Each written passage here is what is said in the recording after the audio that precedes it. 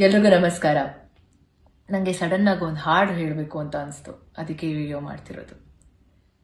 ಎಲ್ಲಾದರೂ ಇರು ಎಂತಾದರೂ ಇರು, ಎಂದೆಂದಿಗೂ ನೀ ಕನ್ನಡದವನಾಗಿರು. ನಾನು ಯಾಕೆ ಈ ಮಾತು ಹೇಳ್ತಿದ್ದೀನಿ, ಯಾಕೆ ಈ ಹಾಡು ಹೇಳ್ತಿದ್ದೀನಿ ಅಂತ ನಿಮ್ಗೆಲ್ರಿಗೂ ಗೊತ್ತಾಗಿದೆ ಅನ್ಸತ್ತೆ. ಕನ್ನಡ, ಕರ್ನಾಟಕ ಅಂತ ಬಂದ್ರೆ ಪ್ರತಿಯೊಬ್ಬ ಕನ್ನಡಿಗನಿಗೂ ಇಟ್ಸ್ ಅನ್ ಇಮೋಷನ್. ಹಾಗೇನೆ ನಮ್ಮ ಭಾಷೆ ಬಗ್ಗೆ, ನಮ್ಮ ಕನ್ನಡ ಭಾಷೆ ಬಗ್ಗೆ ಯಾರಾದ್ರೂ ಒಬ್ರು ಟೀಕೆ ಮಾಡ್ತಿದ್ದಾರೆ ಅಂತ ಅಂದಾಗ ಸುಮ್ಮನೆ ಅಂತೂ ಕೂರಕ್ಕಾಗಲ್ಲ ಅಲ್ವಾ.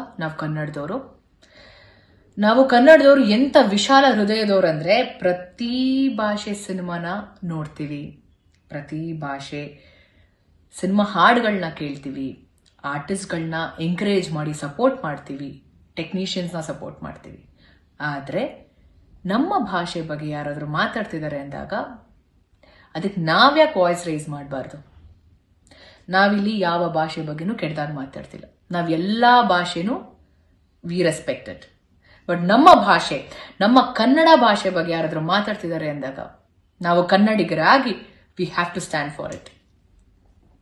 ನಂಗೆ ಇನ್ನೊಂದು ನಮ್ಮ ಭಾಷೆಲೆ ನಮ್ಮ ಕನ್ನಡದ ಹಾಡು ಇನ್ನೊಂದು ಹಾಕೋಕ್ ಬರ್ತಿದೆ.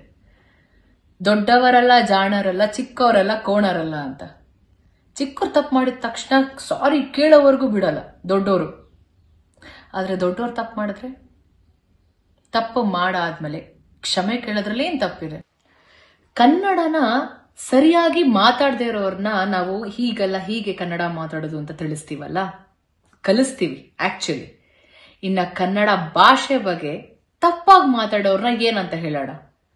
ನವೆಂಬರ್ 1ನೇ ತಾರೀಕು ಕನ್ನಡ ರಾಜ್ಯೋತ್ಸವ ಸೆಲೆಬ್ರೇಟ್ ಮಾಡ್ತೀವಿ. ನಾವ್ ಎಲ್ರೂ ಸಹ ಪ್ರತಿಯೊಬ್ಬ ಕನ್ನಡಿಗ ಅವರವರ ಸೋಷಿಯಲ್ ಮೀಡಿಯಾ ಪ್ಲಾಟ್ಫಾರ್ಮ್ ಅಲ್ಲಿ ಅವರವರ ಪ್ರೀತಿನ, ಅವರ ಅಭಿಮಾನನ ತುಂಬಾ ಚೆನ್ನಾಗಿ ವ್ಯಕ್ತಪಡಿಸ್ತೀವಿ.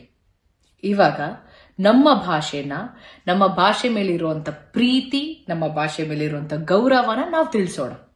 ಏನಂತೀರಾ? ನ್ಯೂಸ್ ಫಸ್ಟ್, ನಿರ್ಭೀತಿಯಿಂದ ನಿಮ್ಮ ಪರವಾಗಿ.